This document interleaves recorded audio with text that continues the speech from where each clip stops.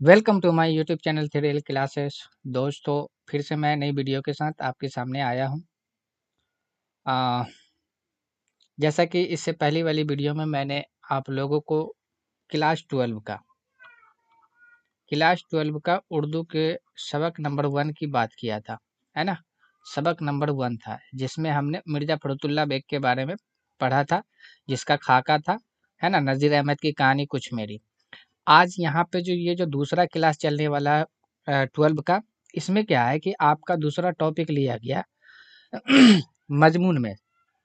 तो जो मज़ामीन है तो उसमें सबसे पहला जो मज़ामीन है जो आपका है मिट्टी का तेल। ठीक है, तो ये जो मिट्टी का तेल है सबक नंबर 2 आप देखिए। सबक नंबर 2 के अंदर यानी कि मिट्टी का तेल, है ना, ख्वाजा हसन निज़ामी के बारे में। तो आज उसके बारे में हम लोग पढ़ेंगे। और जो कल हम लोग जो सबक नंबर 1 पढ़े थे उससे रिलेटेड हम लोग जो है 10 क्वेश्चन जो है हम लोग क्या करेंगे, उसका टेस्ट लगाएंगे। ठीक है, 10 क्वेश्चन का हम लोग को टेस्ट लगाना है। और इसके साथ मैंने 5 क्वेश्चन आपको कवायद का भी ले लिया है।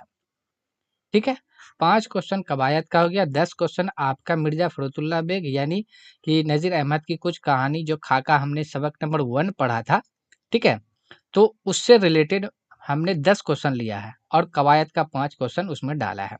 उसके बाद जाके दूसरा टॉपिक जो आपका है मिट्टी का तेल, ख्वाजा हसन निज़ामी जो आपका मुसन्निफ है उसके लिखने वाले जो है, तो उसके बारे में थोड़ा-सा हम लोग यानी कि हालात ज़िंदगी के बारे में जानेंगे। और उस टॉपिक से रिलेटेड जो भी क्वेश्चन सवाल है उसको हम लोग जानने की कोशिश करेंगे यहाँ पे अभी। ठीक है, और उसके बाद जाके हम लोग को क्या करना है, फिर मॉक टेस्ट आपको लगाना है जिसमें से 10 क्वेश्चन आपका जो पिछले सबक मैंने पढ़ा था उस सबक से, और उसके बाद जाके उर्दू कवायद का 5 क्वेश्चन। ठीक है, तो अगर आपने पहली वीडियो आपने नहीं देखा सबक नंबर 1 क्लास 12 का प्ले लिस्ट मैंने बना दिया है। ठीक है, कि 12 उर्दू और एंड ग्रामर, है ना, आप कॉन्सेप्ट आप प्लस मॉक टेस्ट करके इस तरीका से मैंने बना दिया है। आप प्लेलिस्ट में जाकर उसे क्या करना है, पहला वीडियो आप देखिए, देखने के बाद उसको पढ़िए। ठीक है, अगर लिखने की ज़रूरत है तो आप लिख भी सकते हैं, या आपको इसकी पीडीएफ चाहिए तो हम क्या करेंगे, आपको व्हाट्सएप मतलब कि व्हाट्सएप ग्रुप नंबर आपको डिस्क्रिप्शन के अंदर में डाल देंगे, आप वहाँ से जुड़ के पीडीएफ प्राप्त कर सकते हैं फ्री में। ठीक है, अब यहाँ पे बात ये आता है कि अगर आप पहली वीडियो नहीं देखते उसके बाद दूसरी वीडियो पे आते हैं तो थोड़ा-सा वहाँ पे मॉक टेस्ट वाले में परेशानी आ सकता है। इसलिए आप पहले वीडियो देख लें, देखने के बाद जब दूसरी वीडियो देखिएगा तो आपको दूसरा सबक पढ़ना होगा। और दूसरा सबक पढ़ने के साथ-साथ क्या होगा कि पहले सबक सबक का जो हमने क्वेश्चन पढ़ा था उससे रिलेटेड जो भी हमने जानकारी ली थी तो उससे रिलेटेड आपको 10 क्वेश्चन मिलेगा और उसको आप लोग अपने आप को जाँच भी सकते हैं कि हाँ, हम कितने पानी में है। और उसके साथ-साथ आपको 5 गो क्वेश्चन आपको कवायद का भी मिलेगा और कवायद का भी मिलेगा। लेकिन अगर आपको कवायद अलग से पढ़ना है तो ये इंग्लिश ग्रामर हो, चाहे हिंदी ग्रामर हो या उर्दू ग्रामर हो, इसका मैंने अलग से वीडियो बना-बना के आप लोगों को सबको कंबाइंड करके यानी जोड़ के एक तरीका से वीडियो बना के मॉक टेस्ट के तौर पे वहाँ पे अपलोड कर रहा हूँ। तो अगर आपको फोकस करना है यहाँ पे, अगर किसी भी जनरल कंपटीशन लाइन से आप जुड़े हुए हैं और उसमें अगर लैंग्वेज की बात आ रही है तो फिर ये क्लास आप देखें। ठीक है, इसके अंदर आपका क्या होगा कि आप कितने पानी में है वो चीज़ आपको जाँच भी हो जाएगा कि हम कितना मतलब पढ़ रहे हैं, मेरे अंदर मतलब कितना कॉन्सेप्ट मेरे ज़हन के अंदर रह पाता है और कितना अपने आप को हम मार्क्स उठा पाते हैं। तो इस चीज़ के बारे में भी आपको वहाँ पे से क्लियरिटी हो जाएगा। ठीक है, तो हर वीडियो के अंदर मैंने 10 क्वेश्चन से आपको कई टॉपिक भी समझाने की कोशिश की है। और मैं अलग से कोई वीडियो बनाने की कोशिश एक टॉपिक वाइज़ नहीं कर रहा हूँ। मैं क्वेश्चन के ज़रिया ही आपको समझाने की कोशिश कर रहा हूँ। लेकिन अगर आप लोग का अगर वहाँ पे बात आएगा, आप लोग कमेंट सेक्शन के अंदर पूछ सकते हैं कि हाँ, अगर किसी भी टॉपिक पे अलग से वीडियो चाहिए, तो वो आप कमेंट्स करके बताएँ तो उस ग्रामर के टॉपिक पे आपको चाहे उर्दू कवायद, चाहे हिंदी व्याकरण के टॉपिक पे आपको अलग से बना के अपलोड कर दिया जाएगा। ठीक है? तो फिलहाल अभी हम लोग क्लास 12 का उर्दू देख रहे हैं। अब उसके साथ साथ मैं हिंदी भी लेके आऊंगा। ऐसी बात नहीं है कि हिंदी भी आने वाला है, साथ में इंग्लिश भी आने वाला है। जिस तरीका से ये सेशन चल रहा है उसी तरीका से इंग्लिश का भी, हिंदी का भी, उर्दू का भी चलेगा। और साथ में आपका मगर अगर अगर आपके मतलब कि कांटेक्ट में कोई 10th क्लास का स्टूडेंट है तो वो भी इस चैनल से जुड़ सकता है। इसलिए जोड़ सकते हैं उसको, क्योंकि इस चैनल के माध्यम से आपको 10वीं का भी तैयारी जो है, हिंदी, इंग्लिश, उर्दू, ठीक है, ये तीनों का कंटेंट ज़्यादा आपको रहेगा। 10वीं लेवल का जो ज़्यादा रहेगा क्वेश्चन, आपको उर्दू हिंदी पे फोकस ज़्यादा किया जाएगा, ठीक है।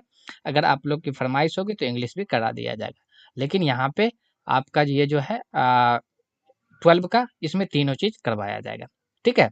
तो चलिए आज हम स्टार्ट करते हैं सबक नंबर 2। आज हम क्या पढ़ने वाले जैसा कि आपको स्क्रीन के ऊपर दिखाई दे रहा, तो यहाँ पे दिखाई दे रहा है कि सबक नंबर 2 मजमून है जो मिट्टी का तेल है, ठीक है। सबसे पहले तो ये जानना आपका सवाल यहाँ से बनेगा कि मिट्टी का तेल क्या है। तो मिट्टी का तेल आपका मजमून है, ठीक है। और इस तरीका से सवाल बन भी सकता है कि दर्ज झेल में से मजमून कौन है या मज़ामीन कौन है, इस तरीका से पूछा जाएगा। तो अगर मिट्टी का तेल उसमें है ऑप्शन में, तो आपका आंसर यही हो जाएगा, है, ठीक है। इस तरीका से भी सवाल आपका बन सकता है। उसके बाद देखिए आपका कि ये जो मिट्टी का तेल है, जो मजमून लिखा गया है, तो वो ख्वाजा हसन निज़ामी के द्वारा लिखा गया, यानी कि इसके मुसन्निफ या निगार जिसको हम कहते हैं, लिखने वाले को मुसन्निफ कहा जाता है, यानी निगार ही उसी उसी को कहा जाता है जो लिखते हैं, ठीक है। तो ख्वाजा हसन निज़ामी है। तो मिट्टी का तेल का ताल्लुक किससे है? ख्वाजा हसन निज़ामी से है। मिट्टी का तेल का ताल्लुक मजमून से भी है। ख्वाजा हसन निज़ामी का ताल्लुक मजमून से है और उसके वजह के ख्वाजा हसन निज़ामी का ताल्लुक मिट्टी का तेल से है। तो ये इस तरीका से सवाल भी आपका बनता है, ठीक है। क्वेश्चन के सवाल एग्जाम के अंदर पूछा जाता है। दूसरी बात अगर हम करें यहाँ पे, तो नस्ल के बारे में कि यानी ख्वाजा हसन निज़ामी जो थे वो किस नस्ल से ताल्लुक रखते थे, ठीक है। तो यहाँ पे देखिए नस्ल के बारे में, तो ख्वाजा हसन निज़ामी जो थे हजरत सैयद, है ना, बैद उद्दीन, है ना, असहाक की औलाद हैं, है ना। तो यानी कि एक तरीका से ये जो मतलब कि सैयद बैद उद्दीन असहाक, ये आपका इसके खानदान मतलब कि नस्ल से ताल्लुक रखते थे। यानी कि ये जो थे हजरत निजामुद्दीन औलिया के क्या थे, ये एक तरीका से समझिए नाना जी थे, ठीक है। और उसके बाद जाके आपका इसकी औलाद में से माना जाता है। तो ये याद रखना आपको, ठीक है। उसके बाद देखिए इसकी पैदाइश के बारे में बात हो रही है कि ख्वाजा हसन निज़ामी की पैदाइश के बारे में। तो दिसंबर 1878 में, दिसंबर 1878 में, है ना, अंदोरो कोट, है ना, बस्ती हजरत निजामुद्दीन औलिया में, ठीक है। अंदरो कोट, है ना, बस्ती निजामुद्दीन औलिया के अंदर जो है मतलब निजामुद्दीन या ख्वाजा हसन निज़ामी का पैदा हुए थे। यहीं आबाई मकान थे, यानी कि इसका मकान पहले से ही यहीं पे थे और वहीं पे आपका क्या थे, पैदा भी हुए थे, ठीक है। तो ख्वाजा हसन निजामी कब पैदा हुए थे? तो दिसंबर 1878 में पैदा हुए थे। तो कहाँ पैदा हुए थे? तो अंदरो कोट बस्ती हजरत निजामुद्दीन में पैदा हुए थे, ठीक है। अब उसके बाद जाके ख्वाजा हसन निजामी के वालिद का क्या नाम था? तो ख्वाजा हसन निजामी के वालिद का नाम था सैयद आसिक अली निजामी।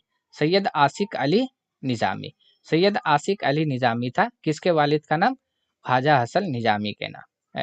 ख्वाजा हसन निजामी के वालिद का नाम क्या था? है ना, सैयद आसिक निजामी। ये आपका जो यहाँ पे जो दिया हुआ है ना, सैयद बैदुद्दीन असहाक, है ना, तो ये आपका मतलब कि निजामुद्दीन ख्वाजा हसन निजामी के नाना में नाना कहलाए, ठीक है। तो ये भी आपको याद रखना है। उसके बाद देखिए वालदा की अगर बात करें, तो ख्वाजा हसन निजामी के वालदा का नाम था सैयद चाहती बेगम। क्या था? सैयद चाहती बेगम। तो वालदा का नाम हो गया सैयदा, है ना, सैयदा हो गया चाहती बेगम। और वालिद का नाम था सैयद आसिक अली निज़ामी। तो वालिद का नाम सैयद आसिक अली निज़ामी और वालदा का नाम सैयदा चाहती बेगम, ठीक है। अब पैदा कब हुए थे? दिसंबर 1878 में, ठीक है। तो आगे चलते हैं और इससे रिलेटेड कुछ पॉइंट को हम देख लेते हैं। आगे अगर देखा जाए यहाँ पे, तो ख्वाजा हसन निज़ामी के भाई के बारे में। तो भाई का नाम था सैयद हसन अली शाह, है ना। ख्वाजा हसन निज़ामी के भाई का नाम क्या था? सैयद हसन अली शाह। है ना, अली शाह थे, है ना। वालिदैन का इंतकाल, है ना, इंतकाल के बाद, है ना, वालिदैन यानी यानी कि माँ बाप दोनों। वालिदैन का मतलब जिसमें आपका क्या आ जाता है, माँ बाप आपका दोनों आ जाता है, ठीक है। तो माँ बाप आपका दोनों आ जाएगा। तो आपको यहाँ पे याद ये रखना, वालिदैन के अंदर दोनों। तो जब उनका इंतकाल हो गया था, यानी ख्वाजा हसन निजामी के वालिद और वालदा दोनों का इंतकाल हो गया था, तो उसके भाई जो थे सैयद हसन अली थे, जो उसकी जो है कफालत की थी। यानी कि एक तरीका से कफालत कहा जाता है परवरिश को, यानी पाला पोसा था, ठीक है। तो ख्वाजा हसन निजामी के वालिद और वालदा के इंतकाल के बाद उसकी परवरिश किसने की थी, तो उसकी परवरिश जो थे, है ना, उसके भाई किए थे। भाई का नाम था सैयद हसन अली शाह, ठीक है। उसके बाद देखिए निकाह के बारे में दिया हुआ कि ख्वाजा हसन निजामी का निकाह, है ना, तो 18 वर्ष की उम्र में हुआ था। तो सवाल ये आ सकता है कि ख्वाजा हसन निजामी का निकाह जो हुआ था कितने वर्ष में हुआ था, तो 18 वर्ष में हुआ था, है ना। अपने चचा यानी कि उसके चचा ही थे, ठीक है, यानी कि उसके चचा ही उसके जो ख्वाजा हसन निजामी के ससुर भी हुए, ठीक है, की लड़की से सैयदा, है ना, हबीब बानो से, है ना, सैयदा हबीब बानो से हुआ था। तो ठीक है, तो आपको याद ये रखना है कि ख्वाजा हसन निजामी का निकाह जो हुआ था वो 18 साल की उम्र में हुआ था। किससे हुआ था, तो उसके चचा जो थे, यानी उसके चचा ही उसके ससुर हुए। और किससे हुआ था, यानी कि सैयदा, है ना, हबीब बानो से हुआ था, ठीक है। तो यानी कि ख्वाजा हसन निजामी की बीबी का नाम क्या था, बेगम का नाम क्या था, यानी बीबी का नाम क्या था, सैयदा, है ना, हबीब बानो, ठीक है। उसके बाद दूसरा निकाह भी किया गया, ठीक है। तो ख्वाजा हसन नवाजी की ये पहली आपका पहला निकाह था। जब दूसरा निकाह के बारे में बात आया, है ना, तो दूसरा निकाह क्या था, सैयदा, है ना, महमूदा ख्वाजा बानो से। तो दूसरा निकाह किससे किया था, ख्वाजा हसन निजामी ने सैयदा महमूदा ख्वाजा बानो से किया था, ठीक है।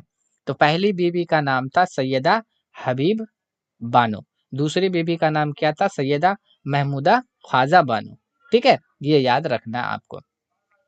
उसके बाद देखिए ख्वाजा की एजाद, यानी कि ख्वाजा जो थे वो किसकी खोज किया था, खोज, एजाज मतलब खोज करना, ख्वाजा जो किए थे खोज, है ना।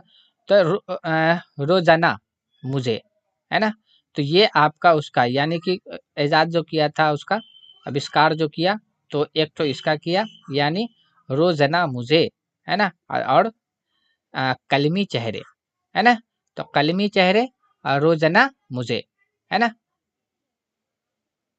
ठीक है, रोजाना मच्छे, है ना।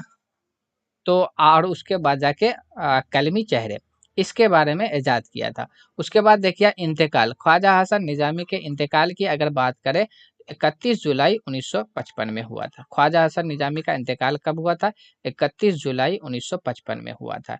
ख्वाजा हसन निजामी की पैदा ये इंतकाल कब हुआ था, 31 जुलाई, है ना, 1955 में। अब पैदाइश कब हुआ था, दिसंबर 1878 में हुआ था, ठीक है। चलिए आगे चलते हैं, इसके बारे में क्या दिया हुआ है।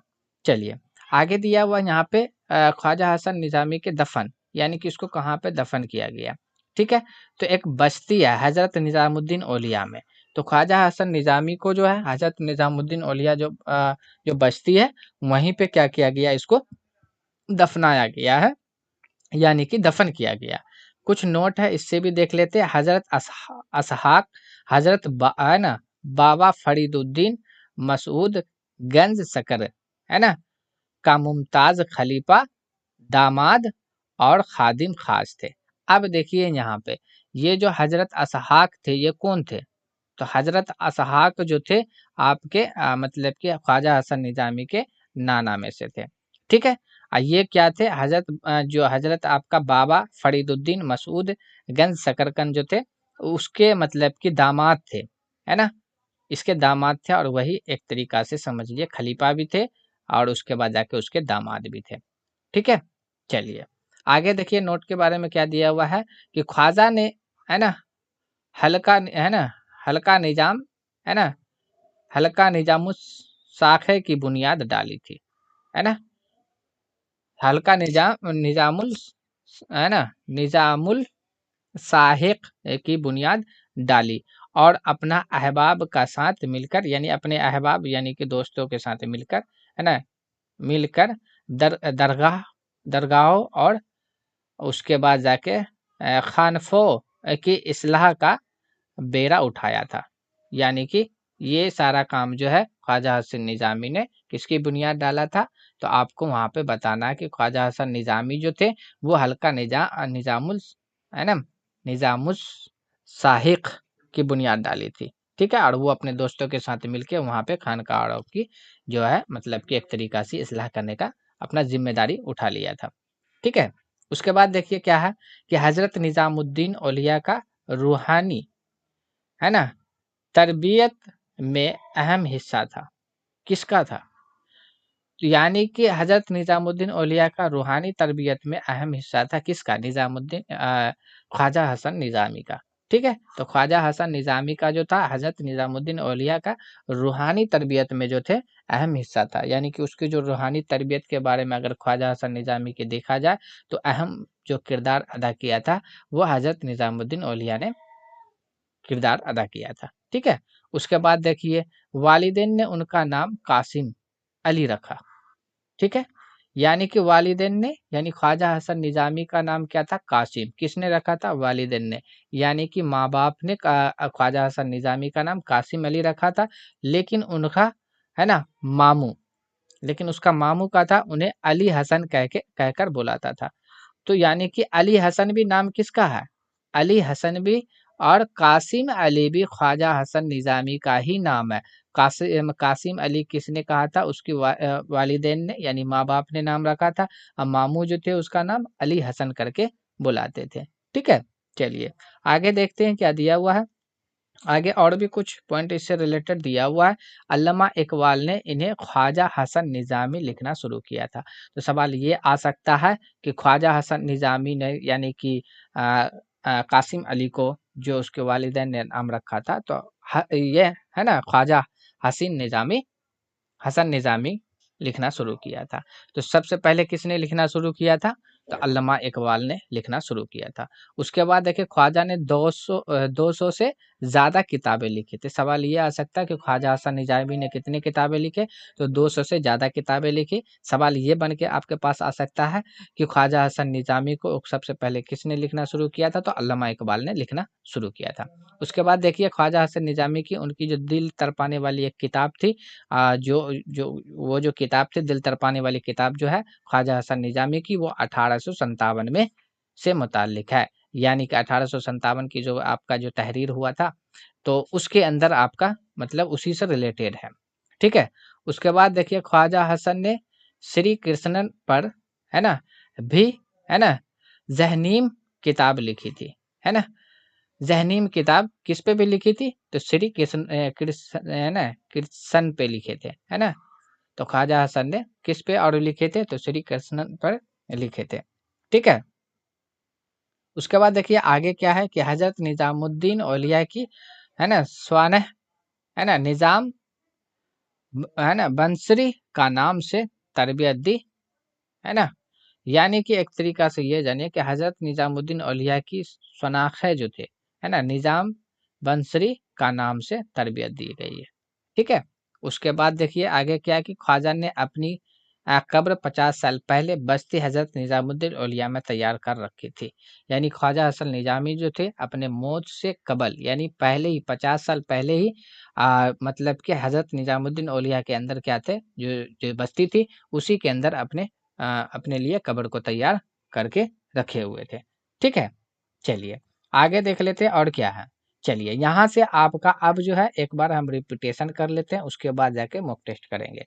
देखिए आपको यहाँ पे से सवाल बन के आ सकता है कि आपका जो ये जो मजमून है, तो मजमून इनमें से कौन है? अगर मिट्टी का तेल है तो आपका जवाब होना चाहिए मिट्टी का तेल क्या है? मजमून है। मिट्टी का तेल का ताल्लुक किससे है? तो ख्वाजा हसन निजामी से। ख्वाजा हसन निजामी का ताल्लुक किससे है? तो मिट्टी के तेल से।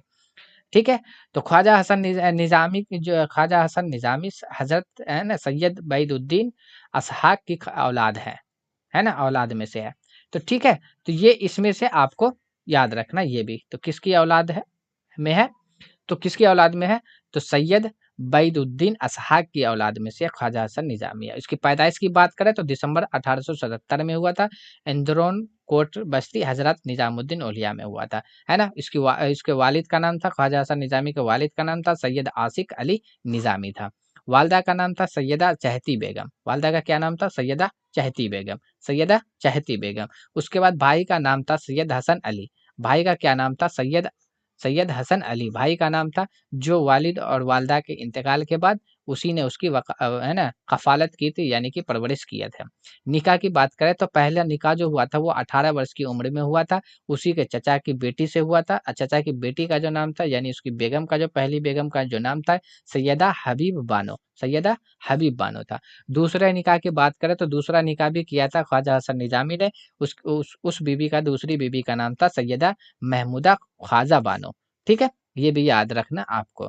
उसके बाद ख्वाजा की एजाद, ख्वाजा ने क्या चीज का मतलब एजाद किया था?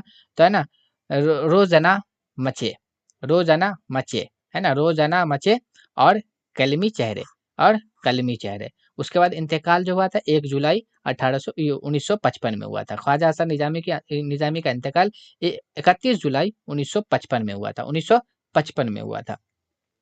ठीक है, उसके बाद दफन कहाँ पे हो गया? तो जहाँ पे मतलब कि अपना वो तो पहले से ही बना लिया था, बस निजामुद्दीन औलिया में ही दफन किया गया था, है ना। नोट में यहाँ पे दिया कि हजरत असहाक, हजरत, है ना, हजरत असहाक, हजरत बानो फरीदुद्दीन मसूदगंज शकरगंज का, है ना, मुमताज खलीफा दामाद और खादिम खास थे। इसको भी याद रखना आपको, इसको भी याद आपको रखना। उसके बाद देखिए आपको यहाँ पे दिया हुआ है कि ख्वाजा, है ना, ख्वाजा ने, है ना, ख्वाजा ने हल्का निजामुद, है ना, साख की बुनियाद डाली थी। ये भी याद रखना किस साख की बुनियाद डाली थी? तो वो हल्का, है ना, हल्का निजामुस साख की बुनियाद डाली थी। और अब वो किसके साथ डाले थे? अपने दोस्तों और के साथ डाले थे। उसके बाद देखिए हजरत निजामुद्दीन औलिया का रूहानी तरबियत में अहम हिस्सा था। यानी कि ख्वाजा हसन निजामी को जो रूहानी तरबियत अच्छी अगर पाया गया है तो उसमें सबसे ज़्यादा अहम किरदार जो अदा किया है वो हज़रत निज़ामुद्दीन औलिया का रूहानी तरबियत की वजह से हुआ था। उसका नोट में देखिए वालिदैन ने उनका नाम रखा था, है ना, ख्वाजा हसन निजामी ने क्या ख्वाजा हसन निजामी क्या, उसके माँ-बाप ने क्या नाम रखा था? कासिम अली रखा था, लेकिन मामा जो थे उसके उन्हें हसन अली कह के बुलाते थे। ठीक है? उसके बाद देखिए यहाँ पे फिर अल्लामा इकबाल ने उन्हें ख्वाजा हसन निजामी लिखना शुरू किया था। तो ख्वाजा हसन निजामी जो मतलब किसने लिखना शुरू किया था? तो अल्लामा इकबाल ने किया था। और तकरीबन कितने किताब लिखे थे? तो 200 से ज़्यादा किताब लिखे थे ख्वाजा हसन निजामी ने, है ना। ख्वाजा हसन निजामी के दिल तरपाने वाली किताब जो हुए थे 1857 से मुताल्लिक है। ख्वाजा हसन निजामी ने श्री कृष्णन पर भी, है ना, सहनीम किताब लिखी थी, है ना, उसके ऊपर भी किताब लिखी थी। उसके बाद देखिए हज़रत निजामुद्दीन औलिया की सवानक है निज़ाम बंसरी का नाम से तरबियत दी जाती है ना। उसके बाद देखिए यहाँ पे नोट में ख्वाजा ने अपनी है ना कब्र जो है 50 साल पहले हज़रत निजामुद्दीन औलिया में तैयार कर रखा था। ठीक है, अब यहाँ से हमारा क्या आ रहा है? वो सवाल आ रहा है। चलिए, अब यहाँ से हम लोग क्या करते हैं? क्वेश्चन लगा लेते हैं कि आज का क्या होना चाहिए। चलिए, देखिए पहला सवाल यहाँ पे से ये है कि मिर्जा फखरुद्दीन बेग की पैदाइश कब हुआ? तो मिर्जा फखरुद्दीन बेग, है ना, कब पैदा हुए थे? इसका सही जवाब क्या होगा उसके बाद हम बताएंगे। चलिए, मिर्जा फखरुद्दीन बेग जो पैदा हुए थे वो 1885 के अंदर पैदा हुए थे। मिर्जा फखरुद्दीन बेग कब पैदा हुए थे? 1885 के अंदर पैदा हुए थे। दूसरा क्वेश्चन है कि मिर्जा फखरुद्दीन बेग की शादी कब हुई थी? तो मिर्जा फखरुद्दीन बेग की शादी कब हुई थी? 1904 में, 1906 में, 1908 में, 1910 में। कब हुआ था मिर्जा फखरुद्दीन बेग की शादी कब हुई थी?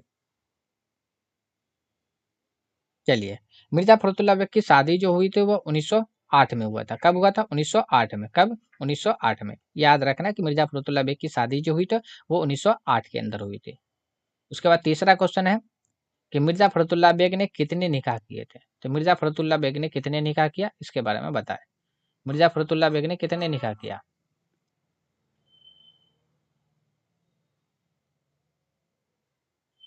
चलिए, मिर्जा फखरुद्दीन बेग ने कितने निकाह किया था? तो किन 2 निकाह किया था। मिर्जा फखरुद्दीन बेग ने कितने निकाह किए थे? 2 निकाह, है ना। 2 निकाह अभी ख्वाजा हसन निजामी के बारे में भी मैंने पढ़ा है। ठीक है। उसके बाद चौथा क्वेश्चन देखिए, मिर्जा फखरुद्दीन बेग का इंतकाल कब हुआ था? तो मिर्जा मिर्जा फखरुद्दीन बेग का इंतकाल कब हुआ था, बताइए। 1945, 1946, 1947, 1948 कब हुआ था मिर्जा फखरुद्दीन बेग का इंतकाल? चलिए 1947 के अंदर मिर्जा फखरुद्दीन बेग का इंतकाल हुआ था। 1947 के अंदर, कब? 1947 के अंदर, यानी कि जब हमारा देश आज़ाद हुआ था तो उसी समय मिर्जा फखरुद्दीन बेग का क्या हुआ था, इंतकाल हुआ था। 5वां क्वेश्चन देखें तो मिर्जा फखरुद्दीन बेग मिर्जा फखरुद्दीन, है ना, मिर्जा फखरुद्दीन बेग, बेग छूट गया, चलिए ठीक है, मिर्जा फखरुद्दीन, है ना, जदा मजिद, है ना, जदा मजद, है ना, मिर्जा है ना, मिर्जा फजल बेग कहाँ से हिंदुस्तान आए थे, यानी कि उसके आबाओ अजदाद जो थे मिर्जा फखरुद्दीन बेग के, वो कहाँ से हिंदुस्तान आए थे। सवाल जवाब सवाल है तुर्की से, उसके बाद जाके बदखशां से, है ना, बदखशान से, या ईरान से, या अरब से, कहाँ से आए थे। चलिए इसका सही जवाब हो जाएगा बदखशान से। कहाँ जाएगा, बदखशान से। सही जवाब क्या आ जाएगा, बदखशान से। ठीक है, चलिए आगे देख लेते हैं। आगे अगला क्वेश्चन क्या है, चलिए। मिर्जा फखरुद्दीन बेग 6 नंबर का, मिर्जा फखरुद्दीन बेग की पैदाइश कहाँ हुई थी। ठीक है, पैदा कब हुए थे, 1885 में हुए थे। इंतकाल कब हुआ था, 1947 में हुआ था। पूछा जा रहा कि मिर्जा फखरुद्दीन बेग की पैदाइश कहाँ हुई। तो मिर्जा फखरुद्दीन बेग की पैदाइश कहाँ पे हुई, तो मिर्जा फखरुद्दीन बेग की पैदाइश कहाँ होगी। ऑप्शन नंबर 1 दक्कन है, option number B Delhi, option number 3 Lucknow, option number 4 Hyderabad.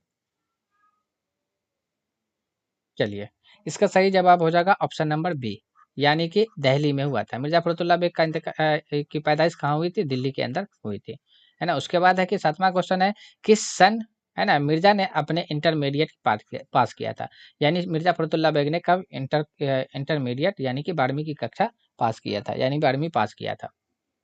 1900 में, 1901 में, 1902 में, 1903 में, कब किया था।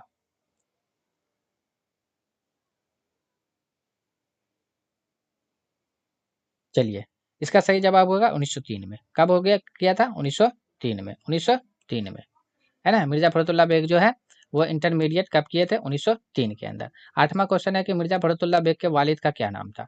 तो मिर्जा फखरुद्दीन बेग के वालिद का क्या नाम था, है ना। मिर्जा असदुल्ला बेग, है ना, मिर्जा अब्दुल्ला बेग, है ना, मिर्जा सरूर बेग, है ना, मिर्जा हसमतुल्ला बेग। चलिए सही जवाब क्या होगा, इसका सही जवाब दीजिए। चलिए इसका सही जवाब हो जाएगा मिर्जा हसमतुल्ला बेग। क्या हो जाएगा, मिर्जा हसमतुल्ला बेग। क्या हो जाएगा, मिर्जा हसमतुल्ला बेग। क्या, मिर्जा हसमतुल्ला बेग हो जाएंगे।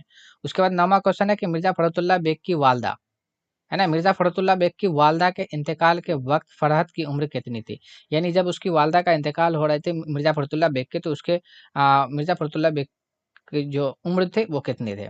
4 दिन थे, है ना, या 10 दिन, 12 दिन, या 14 दिन, है ना। चलिए इसका सही जवाब हो जाएगा ऑप्शन नंबर बी, यानी 10 दिन के जब मिर्जा फखरुद्दीन बेग थे तब उसकी वालदा का इंतकाल हो गया था। 10 दिन के जब तभी मिर्जा फखरुद्दीन बेग क्या हो गए थे, मिर्जा फखरुद्दीन बेग की वालदा इंतकाल कर गई थी, जब मिर्जा फखरुद्दीन बेग 10 दिन के थे तभी। ठीक है। 10वां क्वेश्चन है कि मिर्जा के मजामीन, है ना, मिर्जा फखरुद्दीन बेग के जो एक मजामीन है, मजामीन का नाम क्या है, मजामीन फरहद, कितने जिल्दों में शामिल हुए थे, है ना। किताब का क्या नाम है, किताब का नाम है मजामीन फरहद। तो मिर्जा, है ना, मिर्जा फखरुद्दीन बेग की किताब का नाम क्या है, मजामीन फरहद, है ना। कितने जिल्दों पे शामिल हुए थे, तो कितने जिल्दों पे शामिल हुए थे यहाँ पे, तो आपका हो जाएगा यहाँ पे सही जवाब ऑप्शन नंबर सी, यानी कि आपका 7 दिनों पे आपका हो गया था। ठीक है, 7 दिनों पे हो गया था। चलिए अगला क्वेश्चन देख लेते हैं, यहाँ पे 11 नंबर का क्वेश्चन क्या है। 11 नंबर का क्वेश्चन क्या है, चलिए। चलिए 11 नंबर का क्वेश्चन कह रहा है कि यहाँ पे हिंदुस्तानी सिफत की कौन सी किस्म है। तो हिंदुस्तानी सिफत की कौन सी किस्म है, सिफत जाती है, या सिफत नस्बती है, या सिफत अददी है, या सिफत मिकदारी है, कौन सी सिफत है। चलिए इसका सही जवाब हो जाएगा ऑप्शन नंबर बी, आपका सिफत नस्बती है। क्या है, सिफत नस्बती है। कौन सा क्या जवाब हो जाएगा, सिफत नस्बती हो जाएगा। ठीक है। उसके बाद देखिए आपका यहाँ पे क्या हो जाएगा, 12 नंबर का क्वेश्चन है कि जेल में से इस्म आला कौन सा है। इस्म आला कौन सा है? नंबर 1 मकान, नंबर 2 चाकू, नंबर 3 पानी, नंबर 4 किताब। क्या हो जाएगा सही जवाब?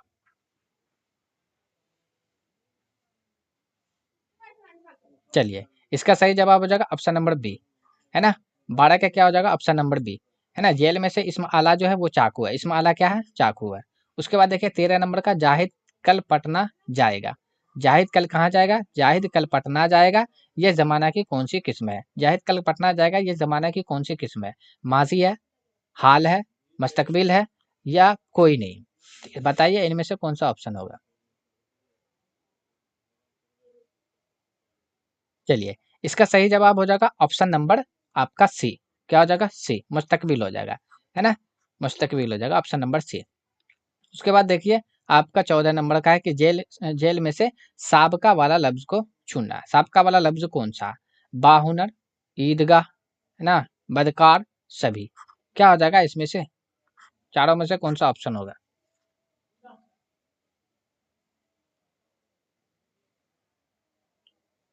चलिए, साबका के बारे में पूछा जा रहा था। किसके बारे में? साबका के बारे में, है ना। तो साबका क्या हो जाएगा आपका? Option number A. क्या हो जाएगा? Option number 1। 14 का ऑप्शन नंबर 1 बाहुनर। क्या हो जाएगा? बाहुनर। ठीक है। चलिए 15 नंबर का क्वेश्चन है कि अलिफ मकसूरा, अलिफ मकसूरा की पहचान कीजिए। तो अलिफ मकसूरा कौन सा है इसमें? आम है, आराम है, ये आरजू है, आराम है, अमीर है। इसमें से क्या हो जाएगा? चलिए, इसका सही जवाब हो जाएगा ऑप्शन नंबर डी, है ना। ये आपका सही जवाब हो जाएगा। क्या हो जाएगा? ऑप्शन नंबर डी, अमीर आपका हो जाएगा अलिफ मकसूरा।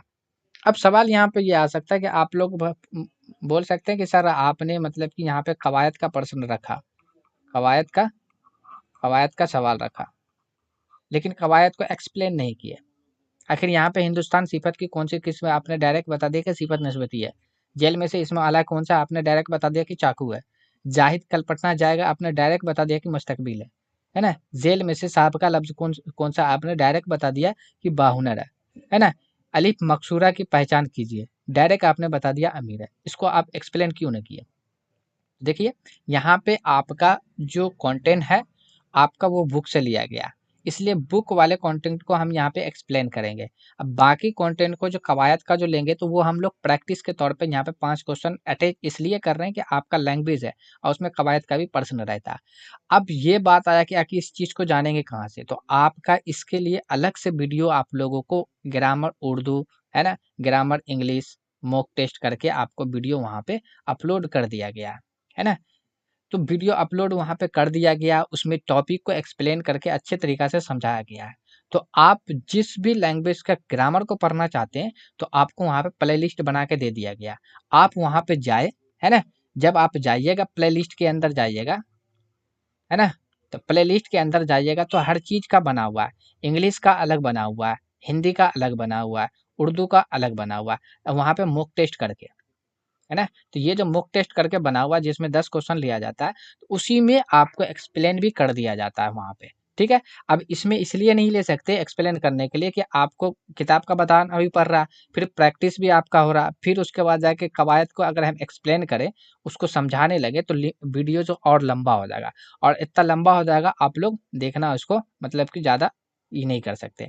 इसलिए हमको क्या करना है कि आपको लिए मतलब कि मॉक टेस्ट 10 क्वेश्चन हर वीडियो के अंदर ग्रामर का अलग से जो सेशन चल रहा है, तो 10 क्वेश्चन आपको लेके आ रहे हैं। उसी के अंदर हम क्या कर रहे हैं 4 से 5 टॉपिक कोशिश कर रहे हैं वहाँ पे, बाकी को आपको जो चीज़ याद करने वाला है तो उसको भी मैं वहाँ पे डाल रहा हूँ, ठीक है? और ये इस तरीका से आपको वहाँ पे बना के दिया जा रहा है। अब बात ये आया कि देखिए अगर आप 10वीं की तैयारी कर रहे हैं 2025 के लिए, या आप 12वीं की तैयारी कर रहे हैं 2025 के लिए, ठीक है? या आप अदर, है ना, ऑल कॉम्पिटिटिव एग्जाम के लिए अदर में अगर आप कर रहे हैं जिसमें आपका वहाँ पे मतलब कि ग्रामर से रिलेटेड है, अगर ग्रामर से रिलेटेड है तो फिर आपको ग्रामर वाला वीडियो आपके लिए परफेक्ट हो जाएगा, ठीक है। बाकी यहाँ पे ये रहा है कि 9वीं 10वीं के लिए अगर आपको उर्दू का नोट्स चाहिए, चाहे हिंदी का चाहिए, हिंदी का चाहिए या उर्दू का चाहिए। तो सब्जेक्टिव आपका बन के तैयार हो गया मास्टर नोट्स करके, और इसका यानी कि हिंदी का भी आपका मास्टर नोट्स करके आपका वो भी क्या हो गया, तैयार हो गया। क्या चीज़ का, सब्जेक्टिव का हो गया, ठीक है। और आपको वहाँ पे ऑब्जेक्टिव अटैच किया जा रहा है, ठीक है। तो थोड़ा वक्त लगेगा, आपको फिर जाके आपको मास्टर नोट्स करके आपको हिंदी का हिंदी उर्दू का आपको मतलब सब्जेक्ट का 10वीं में अगर आप उर्दू है तो आपको नोट्स मिल जाएगा फ्री में। हिंदी और उर्दू का भी मिल जाएगा, हिंदी का भी मिल जाएगा।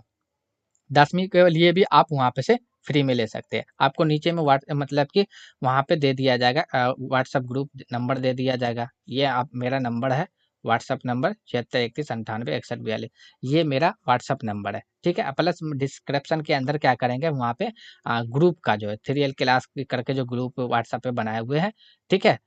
तो उसमें आपको लिंक दे देंगे, और तो आप वहाँ से जुड़ जाइएगा। वहाँ पे आपको बताना है कि हाँ आपको किस क्लास का नोट्स चाहिए, ठीक है। मास्टर नोट्स है, और मैं एक छोटा-सा मतलब क्लिप बना के आपको दिखा दूँगा कि मतलब कि इस नोट्स के अंदर क्या-क्या आपको देखने को मिल रहा है। हल्का से डेमो के तौर पे आपको दिखा दिया जाएगा। अगर चाहिए तो फिर आपको यहाँ पे क्या करना है, डिस्क्रिप्शन के अंदर जाना है, वहाँ पे आपको लिंक मिलेगा व्हाट्सएप ग्रुप का। तो व्हाट्सएप ग्रुप का लिंक मिलेगा, उससे आप जुड़ के वहाँ पे आप मैसेज करिएगा। यहाँ जैसे हिंदी का चाहिए 10वीं का, तो वो लिखना है हिंदी, है ना, सब्जेक्टिव का। अभी ऑब्जेक्टिव का बन के तैयार हो रहा है, उसमें थोड़ा वक्त लगेगा, ठीक है।